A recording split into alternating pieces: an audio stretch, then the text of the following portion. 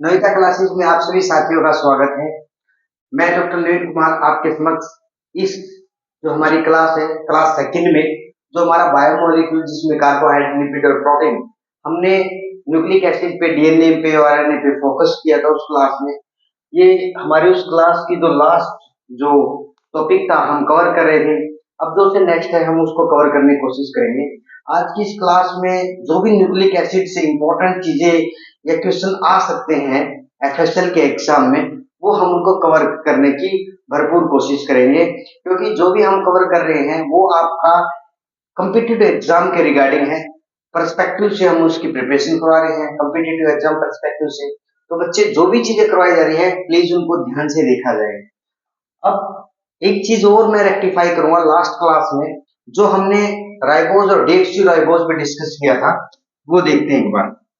आप भी प्लीज, अगर आपने अपने नोट्स में कोई अगर रिटर्न नोट्स आप कवर कर रहे हैं तो रिटर्न नोट्स में अगर आपने वो लिखा है तो एक बार वो भी आप देख लीजिए।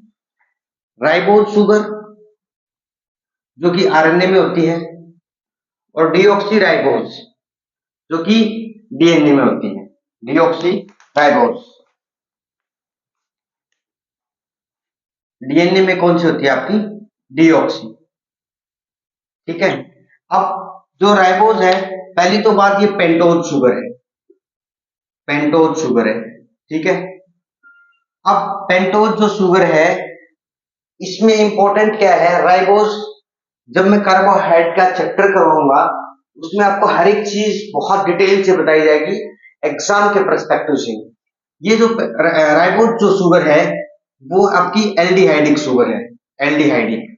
ठीक है, क्योंकि इसमें एल्डिहाइड ग्रुप होता है, एल्डिहाइड ग्रुप होता है इसमें फंक्शनल ग्रुप।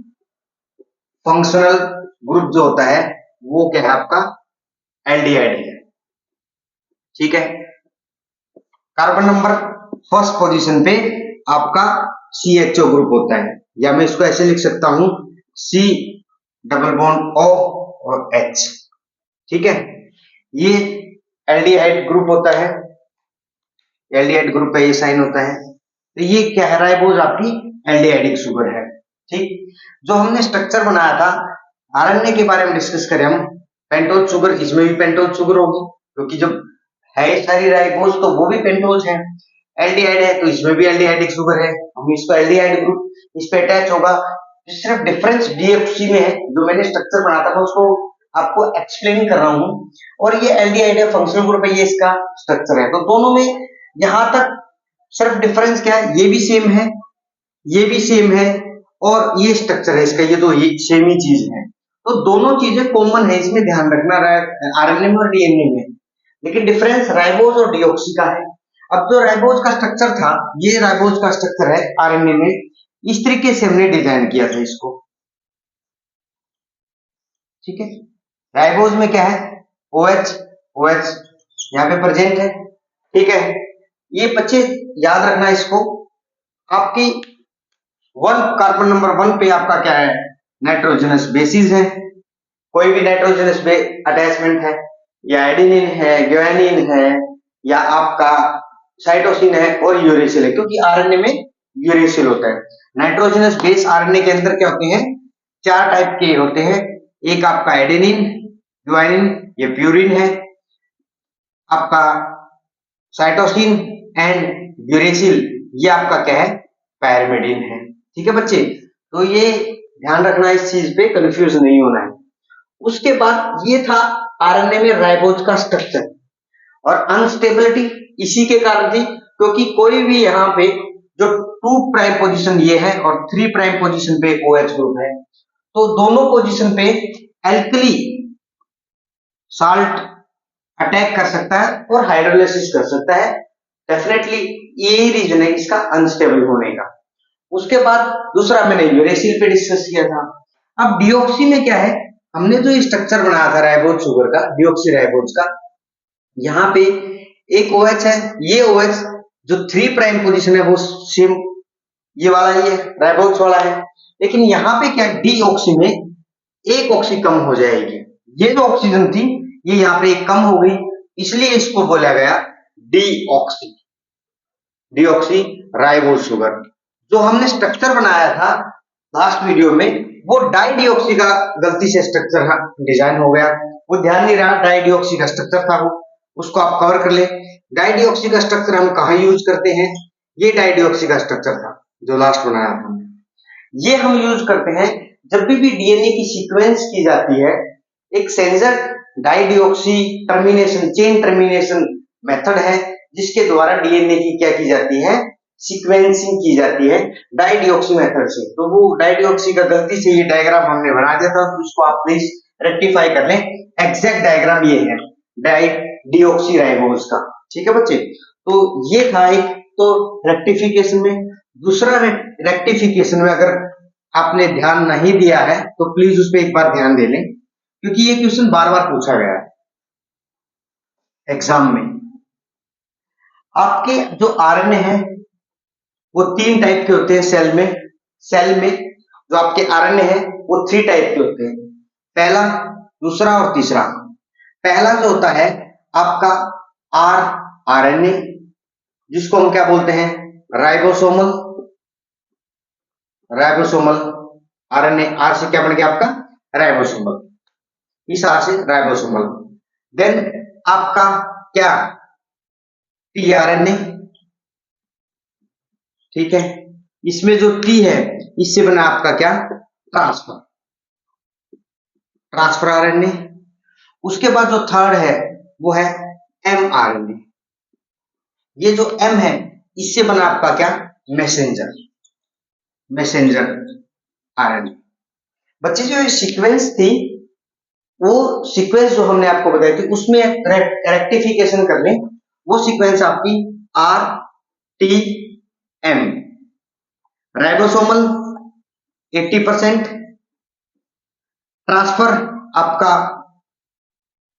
10 to 20%, इसे कम भी रह सकता है क्योंकि रेंज है ये। मैसेंजर आरएनए आपका 5 to 10%। तो बच्चे इसको रेक्टिफाई कर ले, ये सीक्वेंस है और ये सीक्वेंस एग्जाम में बार बार पूछी गई है। आरटीएम राइबोसोमल, ट्रांसफर, देन आपका मैसेंजर आरएनए। इस चीज को बच्चे ध्यान रखना, ये चीज क्या है, क्योंकि ये बार बार एग्जाम में पूछी गई है। अब जो हम डिस्कस करने जा रहे हैं, एक बार हम राइबोसोमल आरएनए पे डिटेल में डिस्कस कर रहे हैं। आरएनए की जो आज की क्लास है इसमें हम डीएनए पे ही कंप्लीट डिस्कस करेंगे, क्योंकि क्वेश्चन की फॉर्मेट कहीं से भी आ सकती है। अब ये भी और ये भी, तीनों के तीनों सेल के साइटोसोल में, ये सेल है, ठीक है, ये इसका न्यूक्लियस है, यहां पे प्रेजेंट है, यहां पे, ठीक है, यहां पे प्रेजेंट है। तीनों का फंक्शन क्या है? वो अगर आप देखा जाए फाइनली प्रोटीन सिंथेसिस में हेल्प करते हैं।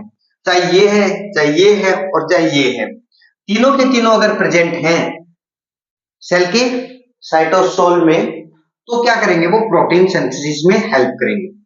प्रोटीन सिंथेसिस में, प्रोटीन सिंथेसिस के प्रोसेस को क्या बोलते हैं? ट्रांसलेशन। ठीक है बच्चे।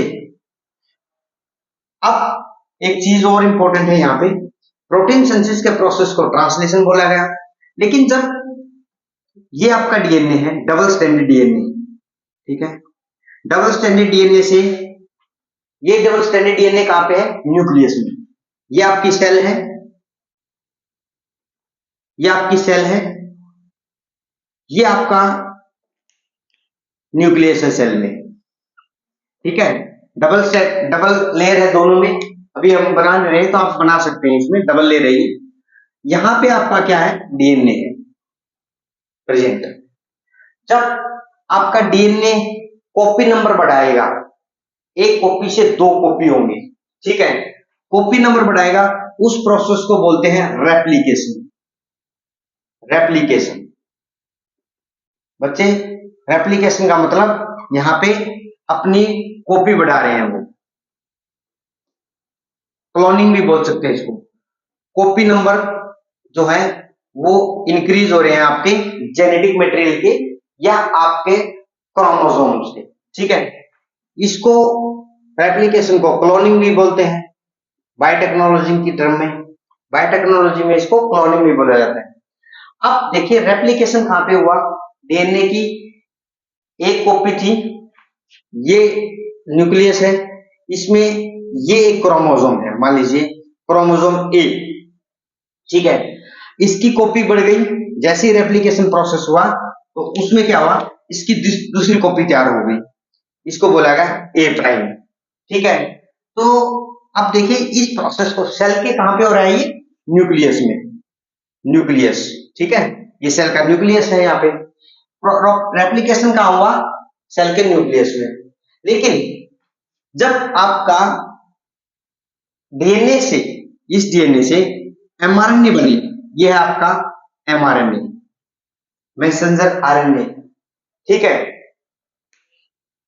वो कहां पे होगा, वो भी न्यूक्लियस में होगा।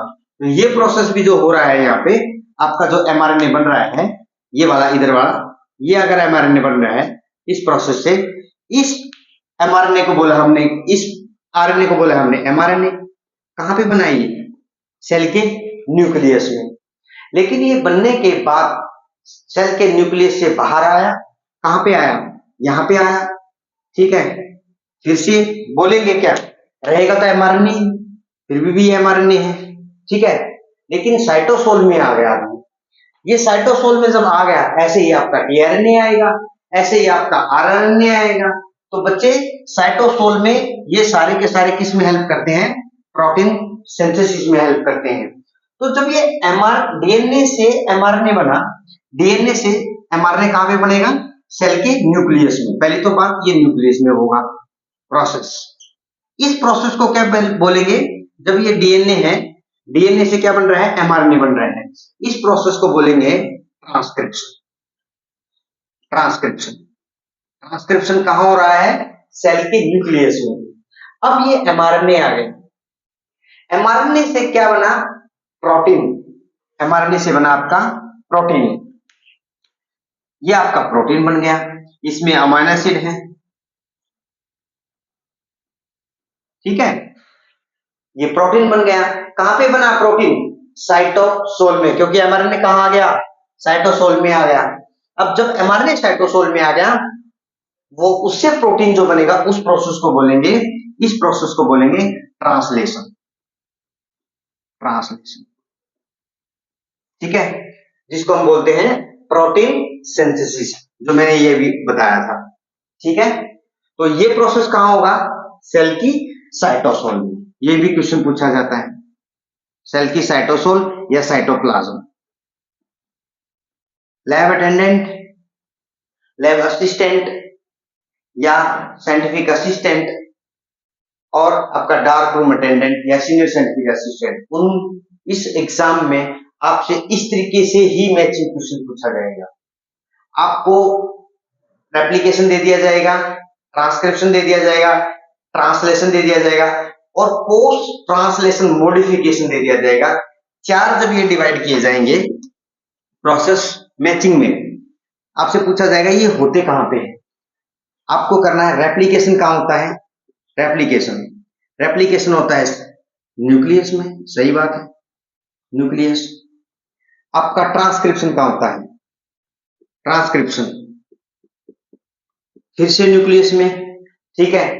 उसके बाद जो ट्रांसलेशन है, ट्रांसलेशन प्रोटीन का सिंथेसिस, ट्रांसलेशन को क्या बोलते हैं, प्रोटीन सिंथेसिस भी बोलते हैं।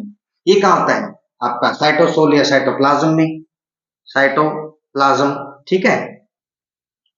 अब जो थर्ड है वो है post translation modification, post translational modification, modification ये भी कहां होता है, साइटोसोल में, लेकिन इसके लिए स्पेसिफिक ऑर्गेनेलीज हैं। जैसे दो ऑर्गेनेलीज की बात मैं करूं, सेल की जो ऑर्गेनेली है, जैसे मैंने क्लास में, आप हमारे जो वीडियो है रीटा क्लासेस उसमें देख सकते हैं, एंडोप्लाज्मिक और गोल्गी बॉडी पे मैंने अच्छा डिस्कशन किया है, उसमें पोस्ट ट्रांसलेशन मॉडिफिकेशन के बारे में डिस्कस किया है। तो आपका जो ये पोस्ट ट्रांसलेशन मॉडिफिकेशन जो होता है ना, वो आपका एंडोप्लाज्मिक रेटिकुलम और गोल्गी बॉडी में होता है, ठीक है। Post translation modification endoplasm reticulum और गोल्गी बॉडी में होता है। ये चीज का बच्चे ध्यान रखना। उसके बाद टिश्यूज में आप नोट कर लीजिए, अगर किसी को नोट करना है ये चीजें। अब हम जो डिस्कस कर रहे हैं डीएनए के बारे में, डीएनए पे हमने काफी चीजें देख ली कि क्या क्या चीजें होती हैं डीएनए में, क्या इंपॉर्टेंट चीज है क्या नहीं है, और साथ में जो भी डीएनए के रिगार्डिंग उसका स्ट्रक्चर है, चाहे न्यूक्लियोटाइड का स्ट्रक्चर है या उसके जो अदर बेसिस है, उन पे क्या इंपॉर्टेंट चीजें हैं वो हम डिस्कस करेंगे अभी। जैसे मैं बात करूं,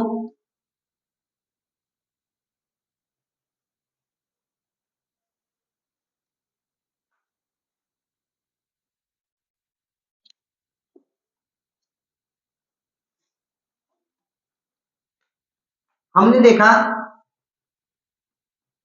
न्यूक्लियोटाइड्स, न्यूक्लियोटाइड जो आपके कॉन्स्टिट्यूएंट यूनिट थे डीएनए के, वो दो फॉर्म में हमने डिवाइड किए थे। डीएनए की जो बेसिक यूनिट है, डीएनए की बेसिक यूनिट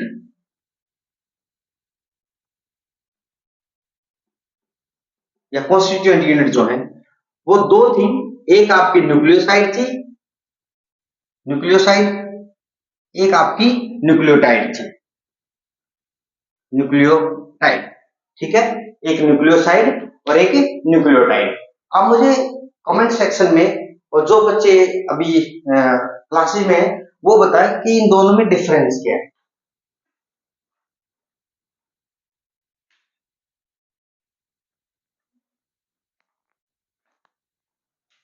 न्यूक्लियोसाइड में आपका नाइट्रोजनस बेस है, ठीक है, चाहे वो प्यूरिन है चाहे वो आपका पैरिमिडीन है, हम इस पे डिस्कस नहीं कर रहे हैं क्योंकि वो डीएनए और आरएनए में दोनों में ये न्यूक्लियोसाइड और न्यूक्लियोटाइड में बात हो सकती है, चाहे वो आपका डीएनए है चाहे वो आपका आरएनए है, आरएनए है। बेसिक यूनिट के बारे में बात कर रहे हैं हम दोनों की।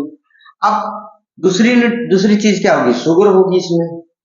शुगर भी कौन सी होगी, मैं फिर से डीएनए में आरएनए में बात नहीं कर रहा हूं, शुगर भी दो होती हैं, चाहे वो आपकी राइबोज हो, अगर राइबोज होगी तो वो आरएनए है, अगर वो डीऑक्सी राइबोज होगी तो वो क्या है, आपका डीएनए है। ठीक है बच्चे, याद रखना, बहुत बेसिक है लेकिन इंपॉर्टेंट चीजें, मैं बार बार उन्हीं चीजों पे फोकस कर रहा हूं।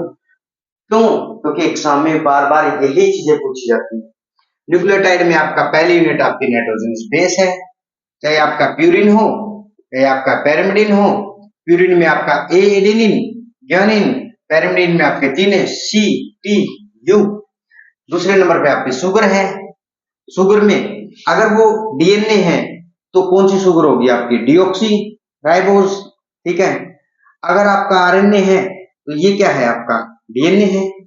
ठीक है, डीऑक्सी है तो, अगर आपका आरएनए है तो राइबोज शुगर होगी, तो राइबोज जहां पे शुगर होगी आपका आरएनए होगा। ठीक है, जो शुगर है वो पेंटोज शुगर है, 5 कार्बन है, और जो शुगर ये है राइबोज हो चाहे डिऑक्सी राइबोज हो, वो एल्डिहाइडिक शुगर है। बच्चे बार बार यही चीजें मैं रिवाइज कर रहा हूँ, एल्डिहाइडिक शुगर है क्योंकि एल्डिहाइड ग्रुप है वहां पे। उसके बाद जो थर्ड यूनिट है, एक यूनिट न्यूक्लियोटाइड में, टाइड में, न्यूक्लियोटाइड में, न्यूक्लियोसाइड में सिर्फ दो ही चीजें थी। ठीक है, पहली एन, नाइट्रोजनस बेस, रट्टा नहीं लगाना, आपको समझना है। Nucleoside S, sugar. न्यूक्लियोटाइड में एन और एस तो है ही है, एन भी है शुगर भी है, लेकिन टी अलग से बताया था, क्या है, फॉस्फेट, फॉस्फेटिक एसिड। ठीक है, फॉस्फेट, समझ में आया। तो ये चीजें हैं यहाँ पे। अब हम बेसिक यूनिट के बारे में डिस्कस करेंगे, इसकी और क्या क्या प्रॉपर्टी है जो न्यूक्लियोटाइड्स होते हैं, इनकी क्या इंपॉर्टेंट प्रॉपर्टी है, वो एग्जाम में बार बार पूछी जाती है।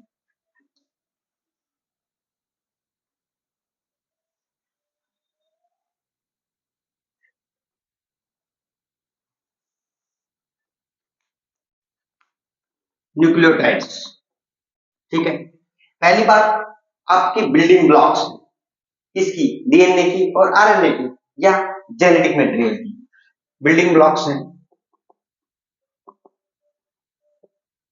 किसकी, आपकी जेनेटिक मटेरियल की।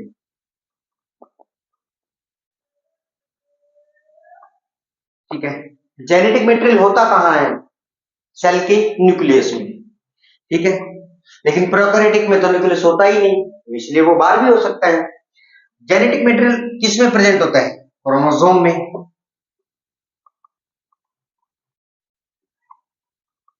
ठीक है, अब जो क्रोमोसोम है उनमें भी तो क्या होगा? जीन होगा ना। क्रोमोसोम के बाद जो छोटी इकाई है, यूनिट है, उसको बोलते हैं हम जीन। तो हमारा जो जेनेटिक मटेरियल है उसकी जो छोटी इकाई है, बेसिक यूनिट जिसको बोलते हैं, वो जीन है। जो जीन होगा तो वो किससे बना होगा? न्यूक्लियोटाइड से बना होगा। ऑब्वियस सी बात है, न्यूक्लियोटाइड क्या? बिल्डिंग ब्लॉक्स हैं। तो ये हमने इसमें जो भी चीजें हैं, चाहे वो, अब न्यूक्लियोटाइड दो तरीके से होंगे, या तो सिंपल न्यूक्लियोटाइड्स होंगे। अब सिंपल न्यूक्लियोटाइड्स में क्या होंगे? मोनोमर यूनिट में होंगे। Monomer, monomers. ठीक है, कौन कौन से होंगे? प्यूरिन हो, आपका पेरिमिडिन हो, हमें अभी इस पे डिस्कस नहीं करना। उसके बाद आ गया पॉलीन्यूक्लियोटाइड, पॉलीन्यूक्लियोटाइड्स। अब पॉलीन्यूक्लियोटाइड्स में बच्चे, पॉलीन्यूक्लियोटाइड्स में क्योंकि मोनोमर ही बहुत सारे जुड़े हैं, उसमें भी दो चीजें हो सकती हैं पॉलीन्यूक्लियोटाइड में। पॉलीन्यूक्लियोटाइड दो फॉर्म में हो सकते हैं, या तो वो डबल स्टैंडर्ड फॉर्म है, या तो वो आरएनए की भी हो सकती है डबल स्टैंडर्ड फॉर्म, और डीएनए की भी हो सकती है। आरएनए में भी हो सकती है डबल स्टैंड फॉर्म, और डीएनए में भी हो सकती है, ये तो कोई दोहराई नहीं इस चीज में। या वो सिंगल स्टैंडर्ड फॉर्म में है। समझ में आया? डबल स्टैंडर्ड फॉर्म में है तो आपका स्ट्रक्चर ऐसा होगा। ठीक, सिंगल स्टैंड फॉर्म में है आपका स्ट्रक्चर ऐसा होगा। ये आपकी जो यूनिट्स होंगी, इसमें अगर यहाँ पे ए है, यहाँ पे टी है डीएनए में, यहाँ पे जी है तो यहाँ पे सी है, यहाँ पे सी है तो यहाँ पे जी है, यहाँ पे फिर सी है, फिर जी है, फिर टी है, फिर ए है, फिर ए है, फिर आपका टी है, फिर टी है, आपका ए है। ये पॉलीन्यूक्लियोटाइड का फॉर्मेट है डबल स्टैंडर्ड डीएनए में। लेकिन सिंगल स्टैंडर्ड डीएनए में कैसे होगा? सिंगल स्टैंडर्ड डीएनए में आपका ए यहाँ पे है, टी है, जी है, जी है, सी है, सी है, सी है, टी है, जी है, टी है, फिर से ए हो सकता है, फिर से। तो कोई आपको ये नहीं दिखाई दे रहा इसमें। यहां से देखें, यहाँ पे 5 प्राइम एंड है, ये 3 प्राइम एंड है। ठीक है, इसमें यहाँ पे ये 5 प्राइम एंड है, ये 3 प्राइम एंड है। यहाँ पे इसमें ये 3 प्राइम एंड है, सेकंड जो टेम्पलेट है उसमें ये 5 प्राइम एंड है इधर वाला। इसमें आपको कोई भी ऐसी सीक्वेंस नहीं दिखाई दे रही जो आप बोल सके कि ये किसी की सीक्वेंस है, या आप किसी से मैच कर सकते हैं, क्योंकि नो इंफॉर्मेशन। कितने ए है, कितने आपके टी हैं, प्यूरिन पेरिमिडिन के बराबर है या नहीं है। या जब भी आप इस सीक्वेंस को, सिंगल स्टैंडर्ड डीएनए के सीक्वेंस को, इसमें क्या है, ना प्यूरिन पेरिमिडिन के बराबर हो सकते, ना पेरिमिडिन प्यूरिन के बराबर हो सकते। मैं ऐसे लिख सकता हूं इसमें सिंगल स्टैंडर्ड में, यहां पे मैं लिख सकता हूं purine not equal to pyrimidine, या vice versa pyrimidine not equal to purine. सही बात है, क्योंकि मैक्सिमम ये भी तो हो सकता ना, जी जी जी जी, सी सी सी सी, टी टी टी, ए, हम कैसे बोल सकते हैं कि प्यूरिन और पेरिमिडिन सिंगल स्टैंड में इक्विवेलेंट है या बराबर है? मोलर इक्विवेलेंसी उनमें नहीं है, लेकिन हम यहां पे बोल सकते हैं, क्योंकि यहां पे एक प्यूरिन पेरिमिडिन से ही अटैचमेंट कर रहा है।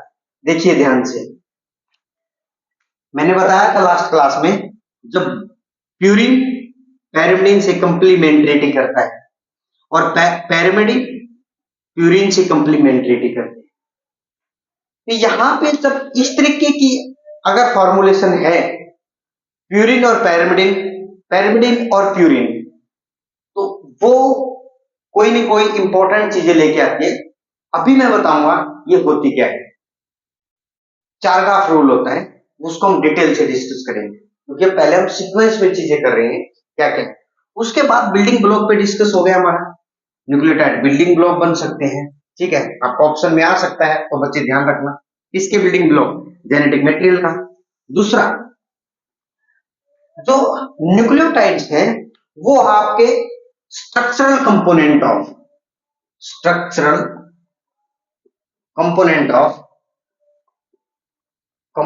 ऑफ कोएंजाइम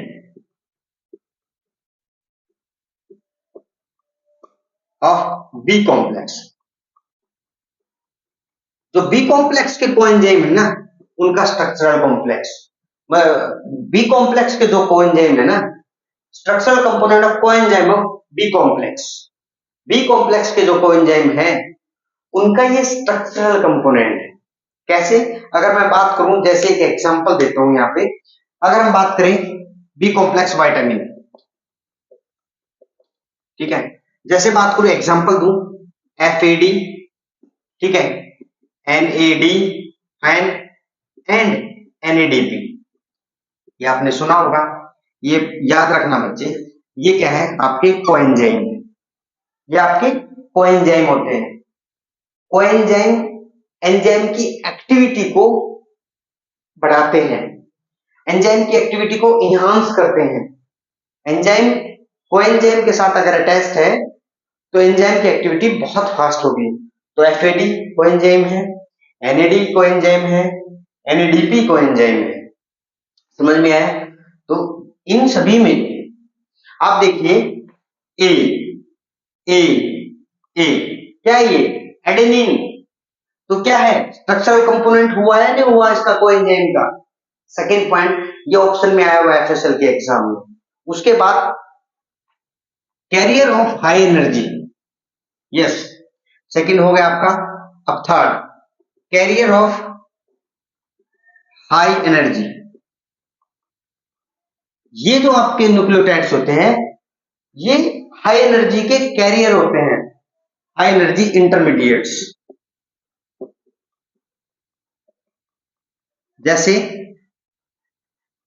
अगर ग्लूकोज है उसके आगे हम UDP लगा दें या CDP लगा दें तो वो क्या हो जाएगा?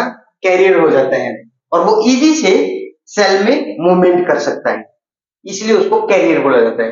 एग्जांपल UDP ग्लूकोज, ठीक है, ये कैरियर होता है हाई एनर्जी का। उसके बाद जो थर्ड पॉइंट है बच्चे इसको नोट कर लेना, UDP ग्लूकोज हो गया और CDP आपका acyl glycerol. Second, CDP acyl glycerol, ये भी आपका कैरियर होता है हाई एनर्जी का, क्योंकि इनके साथ क्या लग गया? UDP, uracil, cytosine, uracil diphosphate, cytosine diphosphate, ये इजी से सेल में मूव कर सकते हैं फास्टली, क्योंकि इनको मूव करने के लिए क्या चाहिएगा? ट्रांसपोर्टर चाहिएगा, और ट्रांसपोर्टर एनर्जी का कंजप्शन करेगा, लेकिन ये बहुत इजी से उसको ट्रांसपोर्ट करवा सकते हैं, वो कैरियर है एनर्जी के, सेल मूवमेंट कर सकते हैं सेल में। थर्ड पॉइंट जो है न्यूक्लियोटाइड्स, जो न्यूक्लियोटाइड हम डिस्कस कर रहे हैं वो आपकी एनर्जी करेंसी है। कैसे? Example ATP, adenine triphosphate, adenine diphosphate, adenine monophosphate. तो बच्चे ये क्या है कि एनर्जी करेंसी है, ATP की फॉर्म में, ADP की फॉर्म में, AMP की फॉर्म में। एडेनिन ट्राइफॉस्फेट मतलब इस पे 3 फॉस्फेट होते हैं। स्ट्रक्चर बनाता हूं, बच्चे ध्यान से देखना, क्वेश्चन पूछा जाता है उससे अभी इसी क्लास में मैं आपको बताऊंगा ये क्या क्या कहां आपसे क्वेश्चन पूछ सकते हैं। जैसे मैंने एक स्ट्रक्चर बनाया था, ये आपका राइबोज है, पहले राइबोज का स्ट्रक्चर बनाइए, ठीक है। उसके बाद यहाँ पे नाइट्रोजनस बेस है, नाइट्रोजनस बेस क्या होगा आपका? ऑब्वियसली एडेनिन लगा दीजिए यहाँ पे, ठीक है, ये एडेनिन है, मैं एडेनिन का स्ट्रक्चर भी अभी करवाऊंगा इसी क्लास में। यहाँ पे आपका क्या है? CH2O, यहाँ पे आपका एक फॉस्फेट, फिर दूसरा फॉस्फेट और तीसरा फॉस्फेट। समझ में आया? तो यहाँ पे अगर आप ऐसे लगा देंगे तो आपका क्या बन जाएगा? आपका एडेनिन, एडेनिन ट्राइफॉस्फेट, ये शुगर है, शुगर पे हम ऑलरेडी बहुत डिस्कस कर चुके हैं, बार बार शुगर पे डिस्कस नहीं करेंगे, राइबोज हो या डीऑक्सी हो। एक फॉस्फेट, दो फॉस्फेट, तीन फॉस्फेट, समझ में आया? यहां पे पहला फॉस्फेट ये है, दूसरा फॉस्फेट ये है और तीसरा फॉस्फेट ये है। जब भी एनर्जी रिलीज होगी, एटीपी किस में ब्रेक डाउन होगा? एडीपी में।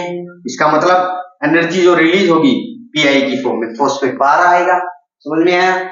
उसके बाद जब एडीपी ब्रेक डाउन होगा वो किस में कन्वर्ट होगा? एएमपी में। तो एडीपी एएमपी में कन्वर्ट होगा तो उसमें कितना होगा? एक पीआई और बाहर आ जाएगा। ये वाला बाहर, पहले ये आया एटीपी से एडीपी बना तो ये बाहर हो गया, कट गया। लेकिन जब एडीपी, अभी एडीपी रह गया, एडीपी से एएमपी बना तो ये कट गया, तो आपका एएमपी रह गया। तो ये जो फॉस्फेट होता है ना, ये फॉस्फेट हाई एनर्जेटिक फॉस्फेट होता है। ये भी होते हैं लेकिन इन सबसे ज्यादा हाई एनर्जेटिक फॉस्फेट ये है। अगर मैं बात करूं एटीपी से direct AMP, yes it's possible. ATP से डायरेक्ट एएमपी भी आ सकता है, क्योंकि जब हाई एनर्जी रिक्वायरमेंट है सेल को तो डायरेक्टली एटीपी से एएमपी बनेगा। तो क्या बाहर निकलेगा? यहाँ पे 2 पीआई बोल सकते हैं, 2 पीआई वही होगी, वही बात होगी, एक पीआई ये, एक पीआई ये, ठीक है। अब उसी में एनर्जी करेंसी पे हमने डिस्कस किया। अब जैसे आप एटीपी लिखते हैं, एटीपी लिखते हैं या सीटीपी लिखते हैं तो हम कैसे लिखते हैं? Deoxy ATP, deoxy CTP, deoxy TTP और डीऑक्सी जीटीपी, ठीक है। बच्चे मैं आपको बता देता हूं यहाँ पे, डीऑक्सी एटीपी एनिमल में एनर्जी करेंसी का काम करती है,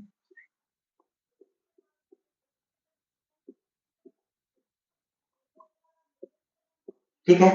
प्लांट्स में भी करती है no doubt, but most of case जो है ना डीऑक्सी जीटीपी ये प्लांट्स में काम करती है।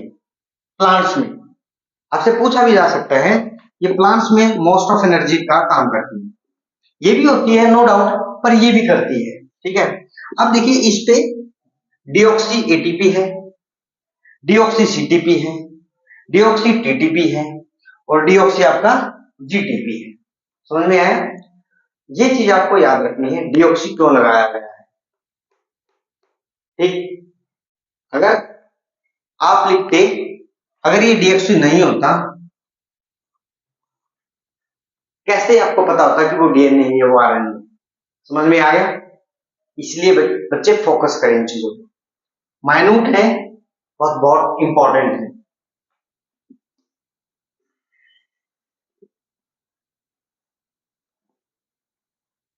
आपका एनर्जी करेंसी हो गया। उसके बाद आपका एलोस्टिक रेगुलेटर है, न्यूक्लियोटाइड एलोस्टेरिक रेगुलेटर है। इस पे मैं डिस्कस करूंगा एंजाइमोलॉजी जब हम करेंगे। एलोस्टिक रेगुलेटर क्या होते हैं, ठीक है। ये आपका एंजाइम है, ठीक, ये एंजाइम है, एंजाइम यहां पे इसकी बाइंडिंग साइट है, किसके? इसका जो सबस्ट्रेट बाइंड करता है, सबस्ट्रेट, ठीक। तो इसी साइट को सबस्ट्रेट के साथ बाइंड करके जो एक्टिवेट करने का काम करते हैं या इनहिबिट करने का काम करते हैं, उनको बोलते हैं एलोस्टिक रेगुलेटर, ठीक है। अभी हम इस पे ज्यादा डिस्कस नहीं करेंगे, बस आपको याद रखना न्यूक्लियोटाइड किसका भी काम करते हैं, एनर्जी करेंसी के साथ, बिल्डिंग ब्लॉक के साथ, एनर्जी कैरियर के साथ, आपका एलोस्टिक रेगुलेटर का भी काम करते हैं। एंजाइम की एक्टिविटी को घटाते हैं और बढ़ा देते हैं। उसके बाद न्यूक्लियोटाइड्स और क्या काम करते हैं न्यूक्लियोटाइड? आपने नॉर्मली क्या है, सेकेंड मैसेंजर सुना होगा, सेकेंडरी मैसेंजर। जो न्यूक्लियोटाइड है वो आपका सीएमपी हो गया आपका, या सीएमपी के साथ में आपका सीजीएमपी हो गया आपका, ये सेकेंडरी मैसेंजर का काम करता है,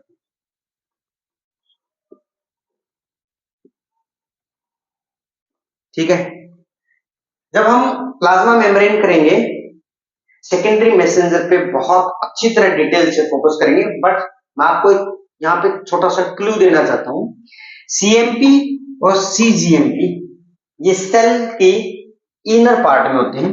ये आपकी सेल है, ठीक है, ये डबल मेम्ब्रेन है, डबल मेम्ब्रेन आप कर लेना, इसको बार बार वही चीजें रिपीट नहीं करनी हमें। मान के चलिए एक कोई भी ऐसा प्रोडक्ट है जो सेल में लिपिड बाइलेयर को क्रॉस नहीं कर सकता, ये लिपिड बाइलेयर है, इसको क्रॉस नहीं कर सकता। वो क्या करेगा, सेल के जो यहाँ पे रिसेप्टर है यहाँ पे वो बाइंड करेगा, ये रिसेप्टर सिग्नल भेजेंगे, सिग्नल जब भेजेंगे इनर साइड में, मेम्ब्रेन की इनर साइड में, ये किनको एक्टिवेट करेंगे, साइक्लिक एएमपी और साइक्लिक जीएमपी को। एडिनाइलिक साइक्लेज एंजाइम होता है, वो इनका प्रोडक्शन करता है और ये इजी से सेल में मूवमेंट कर सकते हैं साइटोसोल में, क्योंकि ये जो हमारा कोई भी एनी सब्सटेंस है जो सेल के अंदर नहीं जा सकता, वो रिसेप्टर से पे बाइंड करेगा सेल के, और यहाँ पे किनकी एक्टिविटी, सीएमपी बढ़ा देगा और सीजीएमपी का लेवल बढ़ा देगा। ये डायरेक्टली सेल के किसी भी ऑर्गेनेली, जैसे मैं बात करूं एंडोप्लाज्मिक रेटिकुलम की, वहां पे कैल्शियम को रेगुलेट करता है, तो वे किसी भी ऑर्गेनेली पे जाके वो बाइंड कर सकते हैं, और उससे क्या हार्मोनल हो या किसी एंजाइम का रेगुलेशन ये इजी से कर सकते हैं।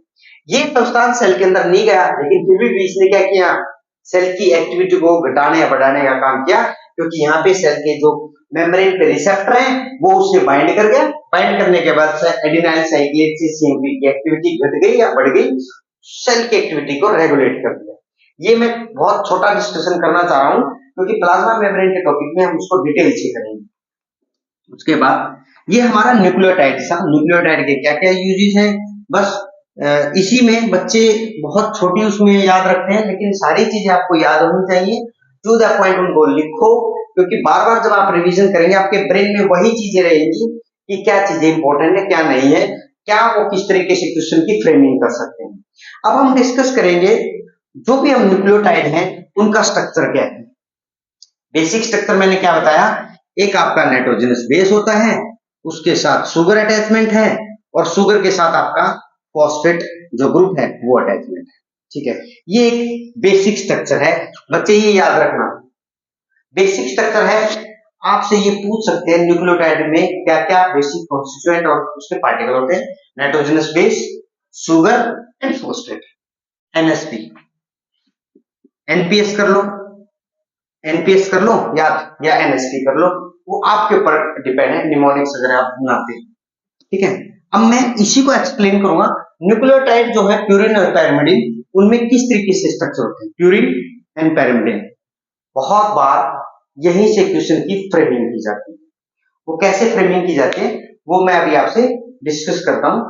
अब तब तक आप मुझे ये बताइए, प्यूरिन और पैरिमिडिन इनमें क्या डिफरेंस होता है, प्यूरिन कितने टाइप के होते हैं और पैरिमिडिन कितने टाइप के होते हैं।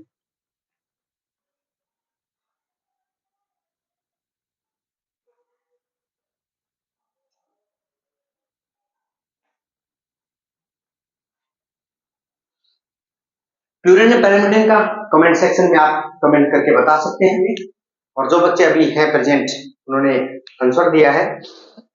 प्यूरिन पैरामिडिन हमने अच्छे से करवाया है, वो हम अभी ये डिस्कशन का पॉइंट नहीं है, ऑलरेडी बार बार ये चीजें करना ठीक नहीं है।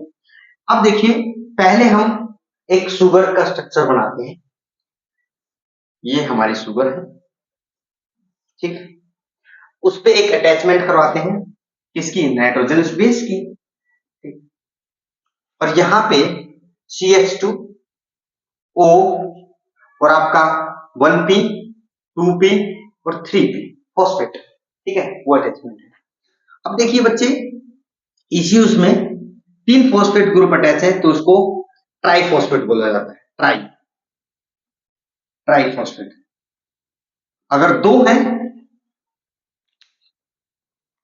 अगर ये सिर्फ 2 रह गए तो उसको बोलेंगे डाइफॉस्फेट, फॉस्फेट, ठीक है। अगर सिर्फ ये रह गया, ओनली वन, ये हट गए, ये दोनों हट गए, फिर क्या होगा, ये हो गया आपका मोनोफॉस्फेट।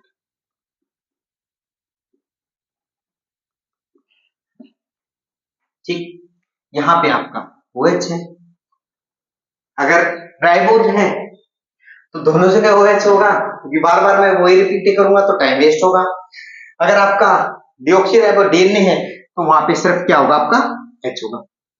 ठीक है बच्चे, एक ही बार बनाऊंगा, बार बार उन चीजों को आप टाइम वेस्ट ना करें उन पे, क्योंकि आपका बेसिक बहुत अच्छे से क्लियर हो चुका है।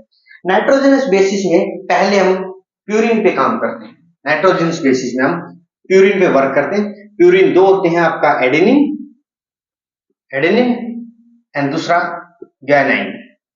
ठीक है, अब एडेनिन और ग्वानिन में आपको स्ट्रक्चर के लिए बोला जाए तो आप फटाक से आपके ब्रेन में होना चाहिए कितने नाइट्रोजन है और वो कितने रिंग का है, कौन से, या 6 कार्बन रिंग है या 5 कार्बन रिंग है। बच्चे ये बहुत इंपॉर्टेंट है, हर एग्जाम में आया, ये नेट में भी आया, गेट एग्जाम में भी आया। अब एडेनिन पे उसमें 2 रिंग होते हैं। पहली तो बात, प्यूरिन में 2 रिंग स्ट्रक्चर आपसे क्वेश्चन में पूछ सकते हैं। प्यूरिन के अंदर 2 रिंग स्ट्रक्चर है। ठीक है, 2 रिंग स्ट्रक्चर में पहला स्ट्रक्चर जो है,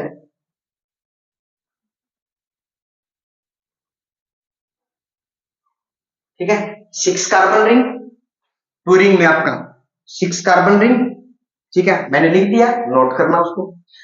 अब उसके बाद जो है दूसरा, वो क्या है आपका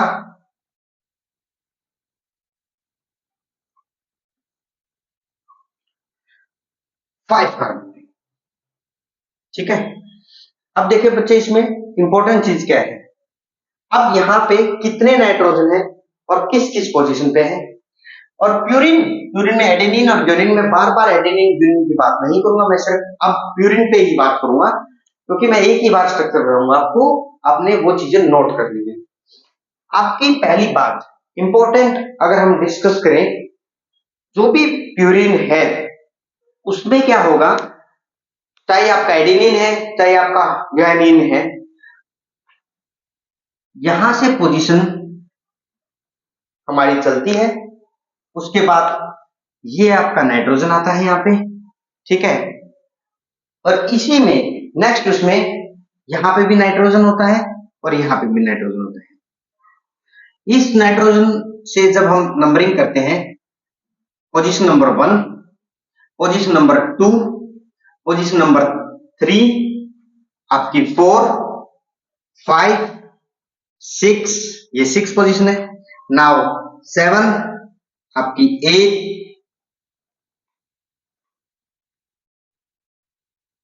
और सॉरी, इसमें ये ऐसे नहीं होगा।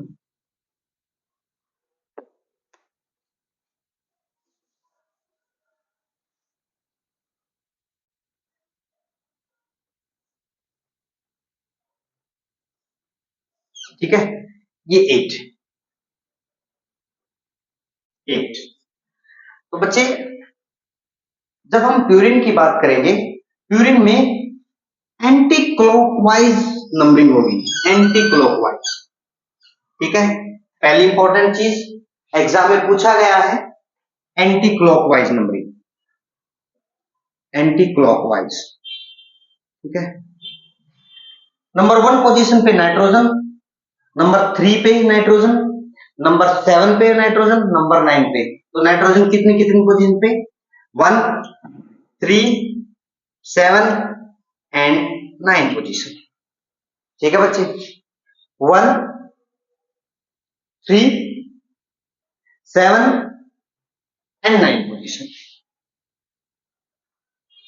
13, 79 याद रखने का ना, 79, 13, 79, 1379, ये है प्यूरिन का स्ट्रक्चर। अब प्यूरिन में जब आप दोनों में डिफरेंशिएट करेंगे, चाहे आपका क्या हो, अब मैं यहीं से डिफरेंशिएट कर देता हूं। अगर मैं एडेनिन की बात करूं, एडेनिन, उसमें क्या होगा, आपकी जो पोजीशन नंबर 2 है, यहां पे एडेनिन में पोजीशन नंबर 2 पे NH2 ग्रुप होगा। ठीक है, पोजीशन नंबर 2 पे क्या होगा आपका, सिर्फ और सिर्फ NH2 ग्रुप होगा पोजीशन नंबर 2 पे। और ये सारे क्या हैं जो ब्लैंक छोड़ दिए हैं वो क्या है, आप इतने समझदार हैं, BSc MSc या 12th मेडिकल नॉन मेडिकल से करके आए, ये क्या है आपकी कार्बन है, ये भी आपका कार्बन है, ये भी आपका कार्बन है, ये भी आपका कार्बन है, ये भी आपका कार्बन है। तो ये तो कोई दोहराई नहीं कि आपको नॉलेज इसमें होनी चाहिए कि ये जो ब्लैंक है ये सारे कार्बन है। अब देखिए सेकंड टू कार्बन पे, कार्बन नंबर 2 पे, यहाँ पे ये जो पोजीशन 2 पे कार्बन है उस पे अमोनिया ग्रुप है, किसमें, एडेनिन में। कार्बन नंबर 2 पे क्या है, अमोनिया, NH2, ठीक है। लेकिन ग्वानिन की जब बात करें, ग्वानिन की बात करें, आपका कार्बन नंबर जो 2 है उस पे सेम यही रहेगा, कार्बन नंबर 2 पे NH2 ग्रुप। लेकिन जो आपका कार्बन नंबर 6 है, कार्बन नंबर जो 6 है उस पे आपका, कार्बन नंबर 6 पे आपका ऑक्सो ग्रुप आ जाएगा, ठीक है। अब मैं इसको लगा के दिखाऊं, ये तो अब तक तो हो गया आपका ग्वानिन, सॉरी एडेनिन, ये एडेनिन है क्योंकि दोनों में सेम है, इसमें भी है कार्बन नंबर 2 पे अमोनिया, इसमें भी अमोनिया है, NH2 ग्रुप है। लेकिन ग्वानिन के अंदर इस पोजीशन पे ऑक्सो ग्रुप है, 6 ऑक्सो बोलते हैं इसको, 2 अमाइनो 6 ऑक्सो, ये इसका आपकी IUPAC नोमेनक्लेचर होगी, 2 अमाइनो 6 ऑक्सो, ठीक है, याद रखना इसको। आपका ग्वानिन हो या एडेनिन हो, एडेनिन होगा तो 2 अमाइनो एडेनिन, ग्वानिन है 2 अमाइनो 6 ऑक्सो ग्वानिन, ठीक है। ये आपका एडेनिन और ग्वानिन का स्ट्रक्चर था, इनकी रेलेवेंस भी होगी और इंपॉर्टेंट चीज इसमें क्या है इसी स्ट्रक्चर में,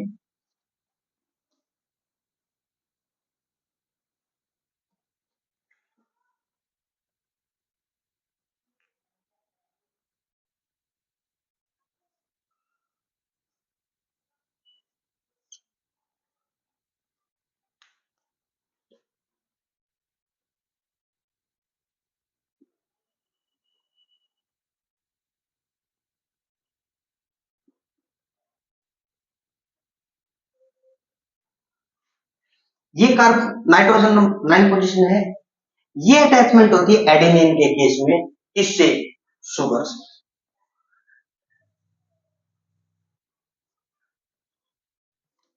ठीक है।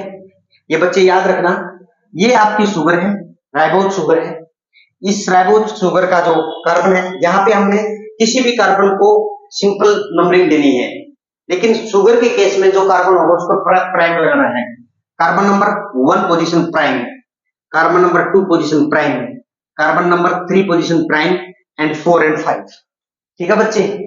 अब आप देखिए जो नाइट्रोजन 9 पोजीशन पे है और राइबोज या डिऑक्सी राइबोज, कोई भी इसमें बात करें हम, हमें यहाँ पे कंफ्यूज नहीं होना, चाहे डिऑक्सी या राइबोज है, हमें उससे कोई नहीं लेना, ये चीजें यहाँ पे अटैचमेंट होंगी।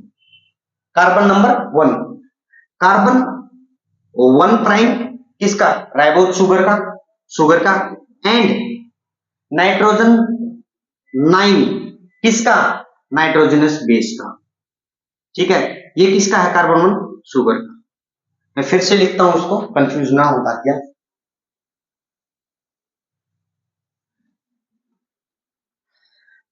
कार्बन 1 प्राइम किसका, आपके शुगर का, ठीक है। और नाइट्रोजन 9 किसका, आपके नाइट्रोजनस बेस का। नाइट्रोजनस बेस यूरिन पे डिस्कस कर रहे हैं, N9 किसमें होगा, यूरिन में होगा, ठीक है, पैरामिडिन में नहीं होगा, वो मैं भी स्ट्रक्चर बनाऊंगा। तो यहाँ पे जब ये बॉन्डिंग होती है, ये वाली बॉन्डिंग, ये वाली बॉन्डिंग, इसको हम क्या नाम देते हैं, ग्लाइकोसिडिक बॉन्ड,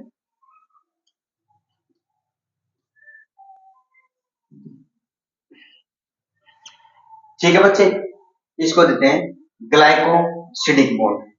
अभी जितने भी हमारे एस्पिरेंट्स या हमारे जो भी बच्चे हैं हमारे साथ जुड़े हैं, आप जो भी आप क्वेश्चनिंग करना चाहते हैं कमेंट सेक्शन में हमें वो क्वेश्चन टाइप कर सकते हैं, हम उसका आंसर देने की कोशिश करेंगे। जो ये बॉन्ड होता है बीटा एन ग्लाइकोसाइडिक, इसका पूरा नाम होता है बीटा, ये पूछा गया था एग्जाम में, ये बॉन्डिंग पूछी गई थी। मैं इन छोटी चीजों को क्यों करवा रहा हूं, ताकि आपकी ये सारी चीजें कवर हो। ये बॉन्डिंग पूछी गई थी, carbon 1 prime nitrogen 9 nitrogen base urine में, ऑब्वियस बात एडेनिन यूरिन में, तो जो बॉन्डिंग होती है वो क्या होती है, बीटा एन ग्लाइकोसिडिक बॉन्ड होता है। यहां पे अब देखिए ये हुआ हमारा नाइट्रोजनस बेस का एडेनिन और ग्यूनिन का। अब यहाँ पे आपका OH है, इसकी हम बात ही नहीं कर रहे हैं, बार बार डिस्कस करने की जरूरत नहीं है। यहाँ पे आपका CH2OH है 5 प्राइम पोजीशन पे, ठीक है।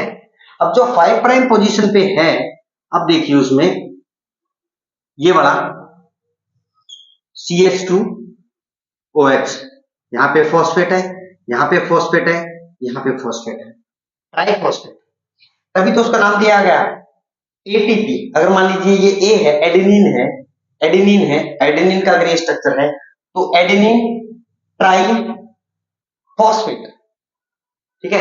एडेनिन हो गया क्योंकि शुगर तो होगी होगी उसमें, एडेनिन ट्राई फॉस्फेट, 3 फॉस्फेट, ठीक है। ये ध्यान रखना इस चीज को। इसके बाद जब ये बॉन्डिंग करता है, ये वाला OH, वो कैसे स्ट्रक्चर होता है, उस बॉन्ड को क्या बोलते हैं, और DNA और RNA में इस टाइप की जो बॉन्ड होती है उनको क्या नाम दिया जाता है, ये भी क्वेश्चन पूछा गया था।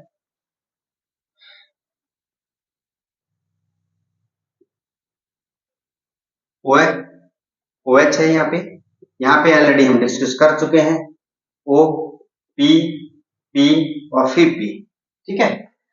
अब बच्चे देखिए इसमें क्या इंपॉर्टेंट चीज है, यहाँ पे आपका OH 5 प्राइम पे तो आपका हो ही गया, 5 प्राइम पे ट्राइफॉस्फेट हो गया, 3 फॉस्फेट अटैच है।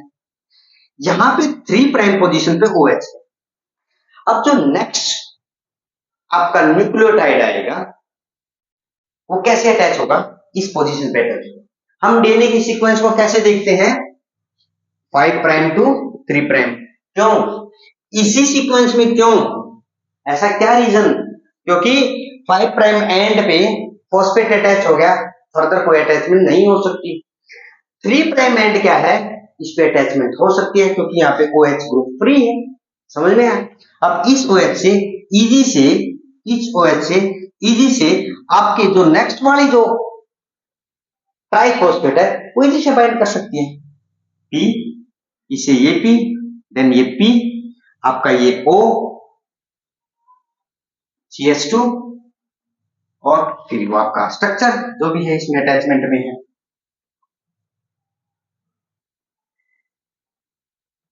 फिर OH बच गया यहाँ पे आपका नाइट्रोजन स्पेस, ठीक है।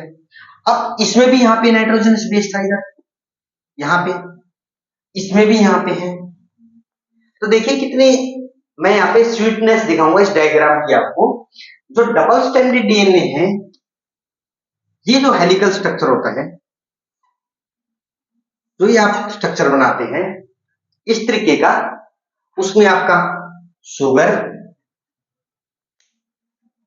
आपका फॉस्फेट, फिर आपका शुगर, फिर आपका फॉस्फेट, सेम इधर भी आपका शुगर, आपका फॉस्फेट, शुगर, आपका फॉस्फेट, ठीक है। इनके बीच में ये जो नाइट्रोजन स्पेस है, ये और ये, ठीक है। अब देखिए एक चेन आपकी ये होगी, यहां से लेके यहां तक नीचे तक बढ़ती जाएगी, और दूसरी भी इसी साइड में ऐसे आ जाएगी, तो डबल स्टैंडर्ड DNA बन गया। उसके भी नाइट्रोजनस बेस यहाँ पे आ जाएंगे, ये हो गया, इनके बीच में बॉन्डिंग हो जाएगी, हाइड्रोजन बॉन्ड। अगर A है यहाँ पे, ये A है, तो ये यहाँ पे क्या होगा, T होगा, दोनों बीच में डबल बॉन्ड हो गया। नेक्स्ट जो नाइट्रोजनस बेस होगा, यहाँ पे अटैचमेंट होगी उसकी, ये भी नाइट्रोजनस बेस है। अगर मान लीजिए ये G है तो यहाँ पे ये C हो गया, ट्रिपल बॉन्ड हो गया इनके बीच में। कितनी ब्यूटीनेस के साथ स्ट्रक्चर को डिजाइन किया जाता है, इसी स्ट्रक्चर को मैं यहाँ पे एक्सप्लेन कर रहा हूँ, या इस स्ट्रक्चर को यहाँ मान लो हम एक्सप्लेन कर रहे हैं। अब देखिए इसमें क्या है, sugar phosphate, sugar phosphate, sugar phosphate. आपसे अगर ये पूछा जाए डबल हेलिकल जो स्ट्रक्चर है उसकी बैकबोन क्या होती है? Sugar phosphate. ये एक एग्जाम में पूछा गया था। डीएनए का जो डबल हेलिक्स स्ट्रक्चर है उसकी बैकबोन क्या होती है? बच्चे उसका रॉन्ग आंसर करके nitrogenous base. No, nitrogenous base हमेशा आउटसाइड में रहते हैं, ठीक है। आपका जो शुगर फॉस्फेट है वो आपका एक बैकबोन का स्ट्रक्चर करता है, ये आउटर लेयर, ठीक है। आपके नाइट्रोजनस बेस यहाँ पे अटैच है, एक नाइट्रोजनस बेस ये, एक नाइट्रोजनस बेस ये। मान के चलो नाइट्रोजनस बेस यहाँ पे क्या आ गया? आपका ए है, इधर इससे अटैच, ठीक है। शुगर से जो अटैचमेंट होगी आपकी, शुगर से अटैच ए है, इस वाले शुगर से आपका अटैच क्या होगा? डी होगा, बॉन्ड बन गया, डबल बॉन्ड। इसमें सेम यहाँ पे अगर जी अटैच है तो इसमें सी होगा, ट्रिपल बॉन्ड। ये ब्यूटीनेस है आपकी डबल हेलिकल स्ट्रक्चर। ओके बच्चे, ये हमने कवर किया। इसमें क्या क्या होता है? बैकबोन किसको बोलते हैं? बैकबोन में कौन कौन सी चीजें आती है? बैकबोन में दो ही चीजें आती हैं, शुगर और फॉस्फेट आता है, ठीक है, बैकबोन में, डबल हेलिकल स्ट्रक्चर में। और उसके बाद फॉस्फेट कहाँ कहाँ होते हैं? लेकिन अब इंपॉर्टेंट चीज क्या है? जो डीएनए का स्ट्रक्चर बनता है, सिंगल न्यूक्लियोटाइड आपस में एक दूसरे से बाइंड करते हैं, एक दूसरे से बाइंड करते हैं अगर सिंगल चेन है, ये चेन है, ठीक है। इस चेन में sugar phosphate, sugar phosphate, sugar phosphate आपस में बाइंड कर रहे हैं। समझ में आ रहा है?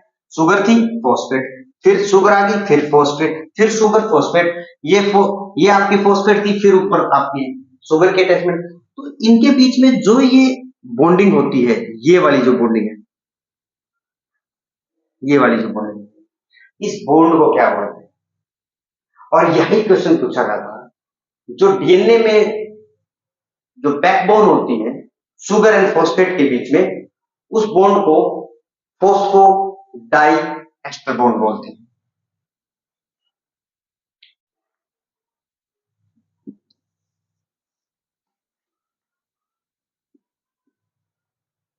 Phosphodiester bond. DNA में जो बॉन्ड होता है कौन सा होता है? Phosphodiester bond. Phosphodiester क्यों? एक यहां पे इसकी एस्टरिफिकेशन होगा, इसी उसमें इसका एस्टरिफिकेशन यहां पे हो रहा है, ठीक है। और जब ये इसे अटैचमेंट हो रहा है तो यहीं पे इसका क्या होगा? डाइएस्टरिफिकेशन होगा। OH फॉस्फेट से जब अटैचमेंट करेगा तो वहां पे डाइएस्टरिफिकेशन हो रहा है, फॉस्फो डाई एस्टर बॉन्ड बोलते हैं, ठीक है।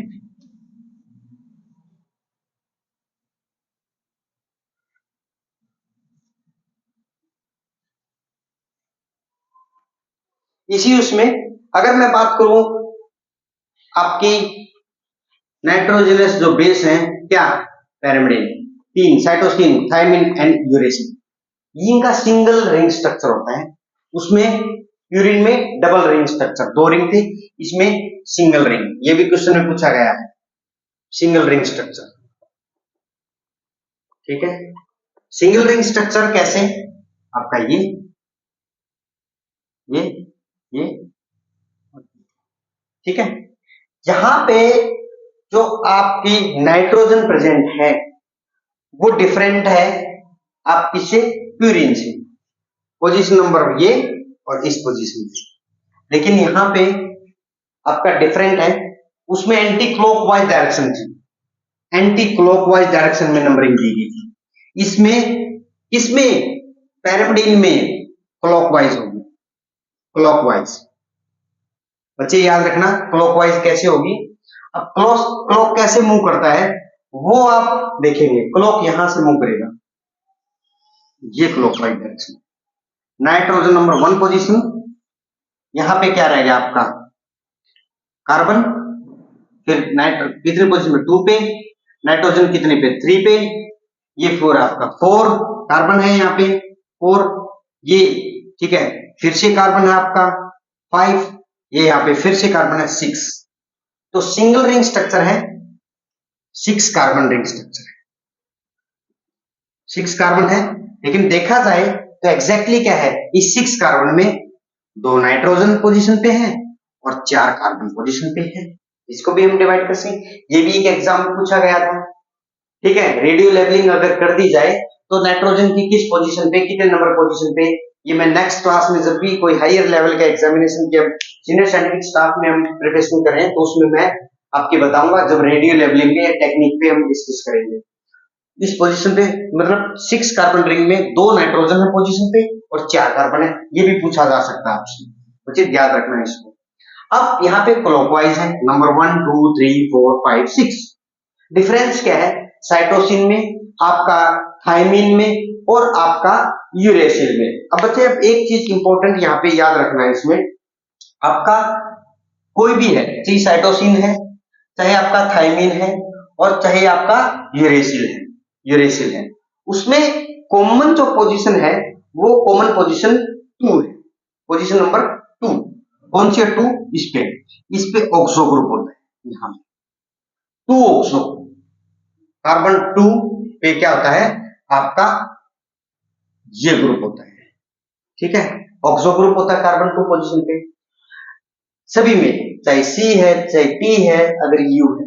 अगर मैं ओनली सिर्फ टी सी की बात करूं, सी में अगर डिस्कस करें, कार्बन 2 पे क्या होगा आपका ऑक्सो और कार्बन 4 पे जो होगा वो होगा आपका NH2। ठीक है बच्चे, साइटोसिन, ये साइटोसिन का स्ट्रक्चर। ठीक है, वैलेंसी कंप्लीट कर लेना भाई, कोई इसमें कंफ्यूज नहीं होना। डबल जो रिंग है वो भी लगा लेना, यहाँ पे डबल रिंग होता है आपका, ये होएगा डबल बॉन्ड होएगा और एक ये डबल बॉन्ड, यहाँ पे ये कंफ्यूज नहीं होना। नाइट्रोजनस बेस में भी देख लेना इसको, ठीक है, सॉरी उसमें प्यूरिन में भी देख लेना, वो शायद हम स्ट्रक्चर में भूल गए लगाना। अब यहाँ पे क्या है, 4 अमाइनो 2 ऑक्सो 4 अमाइनो, साइटोसिन का स्ट्रक्चर में बोलेंगे हम 2 ऑक्सो 4 अमाइनो। ठीक है, अब सेम आपका थायमिन का जो स्ट्रक्चर है उसमें क्या होगा, 2 4 पे थायमिन में